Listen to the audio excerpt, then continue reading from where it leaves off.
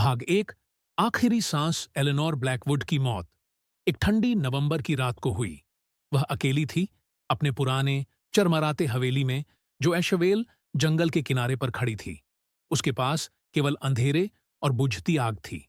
उसने 87 लंबी जिंदगियां जीं, ना कभी शादी की, ना कभी शहर छोड़ा, और एक ऐसा राज हमेशा छुपा कर रखा, जिससे कोई सवाल पूछने की हिम्मत नहीं करता।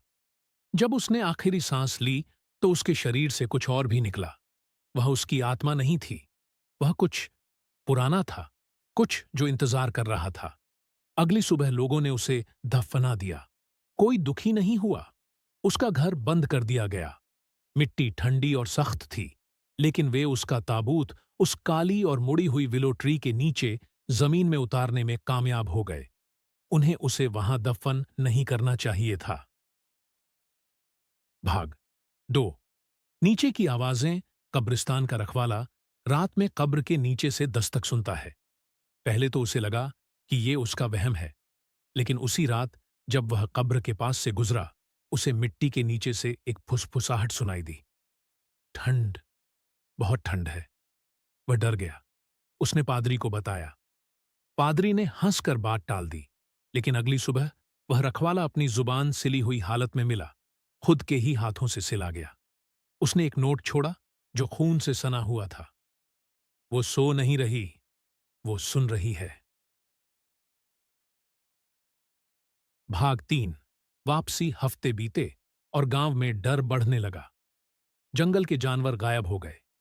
बच्चों को एक बूढ़ी औरत की डरावनी परछाई सपनों में दिखती, जो उनके बिस्तर के पास खड़ी होती और उनका नाम धीरे धीरे पुकारती।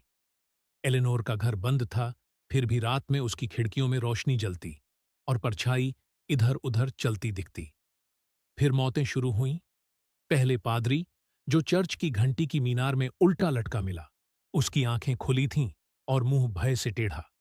फिर मेयर, जो अपने बाथटब में डूबा मिला, उसकी त्वचा पर खुरच कर लिखा गया था, वो कुछ नहीं भूलती। हवा ठंडी होती गई। दरवाजे अपने आप खुलने लगे और हर तरफ एक औरत की धीमी आवाज गूंजने लगी। मुझे याद है जो तुमने किया। लेकिन किसी को नहीं पता था कि वो किस बारे में बात कर रही थी। भाग 4। उजागर सच। एक युवा इतिहासकार, क्लारा मूर, एलेनोर की कहानी पर रिसर्च करने गांव आई। वह डरती नहीं थी। उसने एलेनोर के हवेली में चोरी से प्रवेश किया। नीचे तहखाने में सड़े हुए फर्श के नीचे उसे दर्जनों कंकाल मिले। हर एक पर एक रिबन और नाम लिखा था।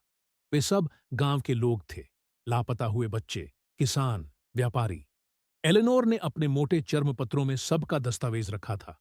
काले जादू के अनुष्ठान, बलिदान और श्राप। उसने मृत्यु के देवता से एक सौदा किया था, और जब वह मरी, वह सौदा उल्टा हो गया। मौत ने उसे नहीं लिया, मौत ने उसे छोड़ा। भाग 5। अंतहीन रात। क्लारा ने भागने की कोशिश की, लेकिन गांव को घने कोहरे ने घेर लिया था। फोन बंद हो गए, घड़ियां रुक गईं। समय खुद टूटने लगा। मरे हुए लोग लौट आए, खाली आंखों वाले, बुदबुदाते, जैसे खुद को एलेनोर कहते हुए जिंदा लाशें बन गए हों। क्लारा कब्र तक पहुंची उसे जलाने के लिए, लेकिन जमीन से खून निकलने लगा। आग राख में बदल गई, और तब जमीन खुल गई।